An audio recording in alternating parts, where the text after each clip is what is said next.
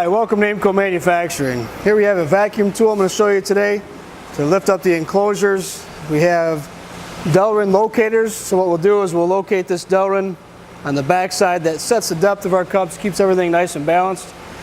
We've got our demo hoist pendant here, but we have a adjustable pendant holster that will grab onto random size pendants, anywhere from about 2 inches all the way up to maybe 3 inches or so. I'll show you how this works. You'll turn the clamp button and the vacuum on will come on at the same time, so you want to locate the cups first. Once you're set on the back stop, you'll lightly bring these Delrin stops into the top to set our cup depth.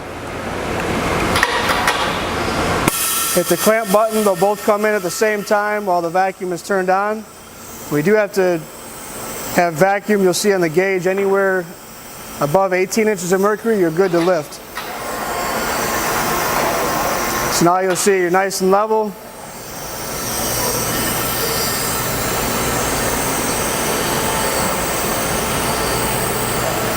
I'll set it down. And before I set it down, I'll show you the unclamp is also with the vacuum off, won't unclamp the part until you pull the common trigger in at the same time.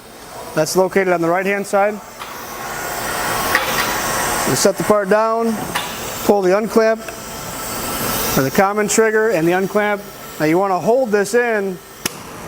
While you're holding that in, it blows air through the cups to help release the cups from the part. The other difference with this tool from the other tool that you guys have is you have a pivoting handlebar as opposed to the vertical slide handle. So that works a lot easier, bringing it up and down. Alright, so again, we want to line the Delrin locator on the back side of the part. And gently set the top locators into place. Hit the clamp button, turns the vacuum on at the same time. Watch your gauge, make sure you get over 18 inches of mercury and you're good to lift.